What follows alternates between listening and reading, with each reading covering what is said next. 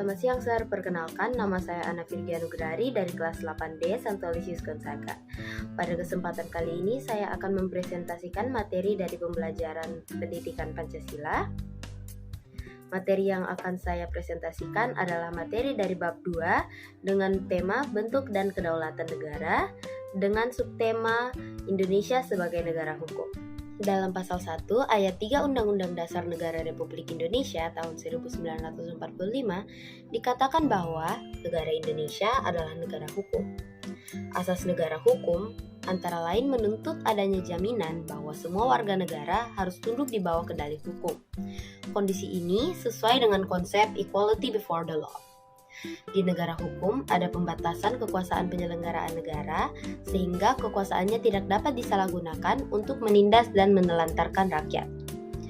Di dalam negara hukum ada persamaan di hadapan hukum, perlindungan terhadap hak-hak fundamental rakyat, dan hukum yang adil. Terlihat jelas bahwa negara hukum mencegah terjadinya kekuasaan sewenang-wenang oleh penyelenggara negara. Negara hukum juga melindungi hak-hak rakyat dari tindakan pemerintahan yang tidak adil dan sewenang-wenang. Pemerintahan yang berkonstitusi memiliki 3 unsur, yaitu 1. Pemerintahan dilaksanakan untuk kepentingan umum. 2. Pemerintahan dilaksanakan menurut hukum yang berdasarkan pada ketentuan-ketentuan umum. Dan 3. Pemerintahan konstitusional berarti pemerintahan yang dilaksanakan atas kehendak rakyat. Menurut Friedrich Julius Stahl, negara hukum harus memiliki ciri-ciri sebagai berikut. 1. Adanya perlindungan terhadap hak asasi manusia. 2. Adanya pemisahan dan pembagian kekuasaan negara agar perlindungan terhadap hak asasi manusia terjamin.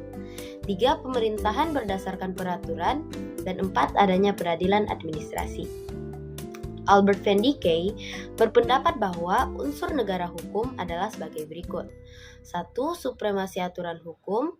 Tidak adanya kekuasaan sewenang-wenang dalam arti bahwa seseorang hanya boleh dihukum jika terbukti melanggar aturan hukum yang ada. 2. Kedudukan yang sama dalam menghadapi hukum. Dan 3. Hak-hak manusia terjamin oleh undang-undang serta keputusan-keputusan pengadilan. Konsep negara hukum yang dianut oleh bangsa Indonesia adalah konsep negara hukum yang berdasarkan Pancasila atau negara hukum Pancasila. Konsep negara hukum Pancasila merupakan kristalisasi pandangan dan falsafah hidup yang erat dengan nilai-nilai etika dan moral yang luhur bangsa Indonesia sebagaimana tercantum dalam pembukaan Undang-Undang Dasar Negara Republik Indonesia tahun 1945. Dan tersirat dalam pasal-pasal Undang-Undang Dasar Negara Republik Indonesia tahun 1945. Menurut Philippus M. Hadjon, elemen negara hukum Pancasila adalah sebagai berikut.